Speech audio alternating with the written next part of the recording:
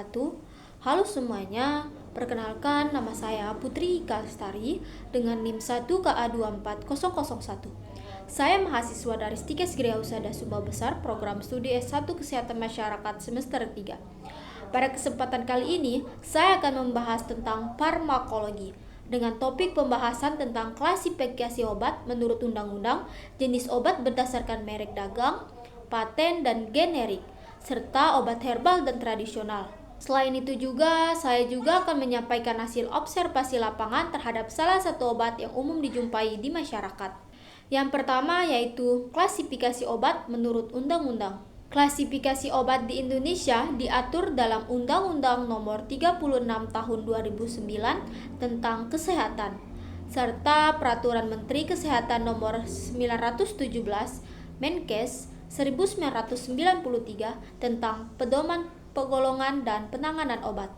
Menurut peraturan tersebut, obat dibedakan menjadi beberapa golongan, yaitu yang pertama, obat bebas. Obat bebas ditandai dengan lingkaran hijau, dapat dibeli tanpa resep dokter dan relatif aman jika dikonsumsi sesuai dengan aturan. Contohnya seperti parastamol dan antasidanion.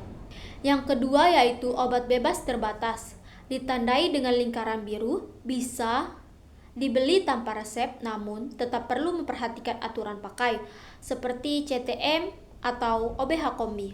Yang ketiga yaitu obat keras, ditandai dengan lingkaran merah dan huruf K di tengah, hanya boleh digunakan berdasarkan resep dokter karena memiliki efek yang kuat, contohnya seperti amoxicillin. Yang keempat yaitu narkotika dan psikotropika. Golongan ini diatur dalam Undang-Undang Nomor 35 Tahun 2009 tentang narkotika dan UU Nomor 5 Tahun 1907 tentang psikotropika.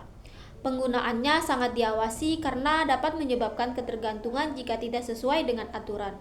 Yang kedua, obat berdasarkan merek dagang dan paten dan generik. Obat juga dapat dibedakan dari status kepemilikan dan nama dagangnya, yaitu yang pertama, obat paten merupakan obat yang masih memiliki hak eksklusif dari perusahaan penemunya.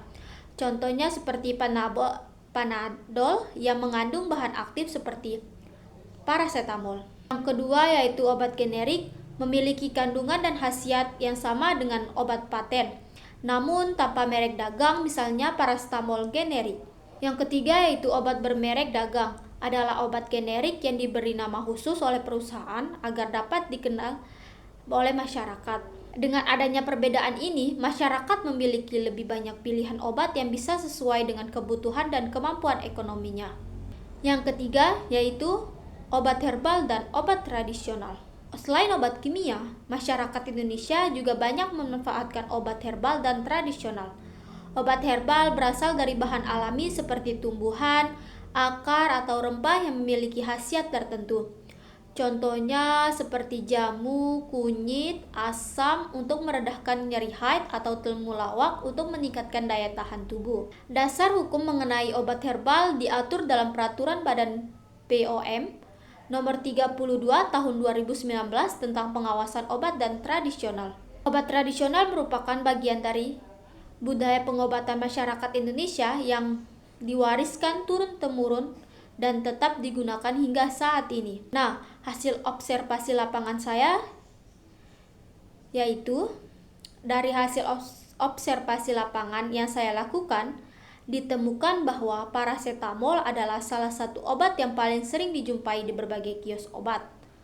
Obat ini termasuk golongan obat bebas yang berfungsi untuk menurunkan demam serta meredahkan nyeri ringan hingga sedang, seperti sakit kepala atau nyeri otot.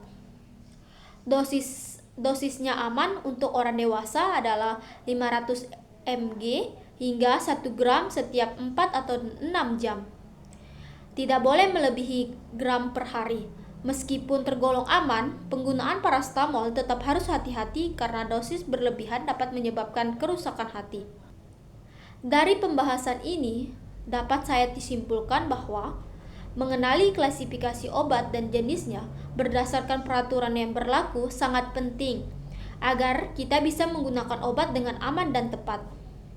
Baik itu obat kimia, paten, generik, maupun herbal. Semuanya memiliki manfaat besar jika digunakan secara bijak.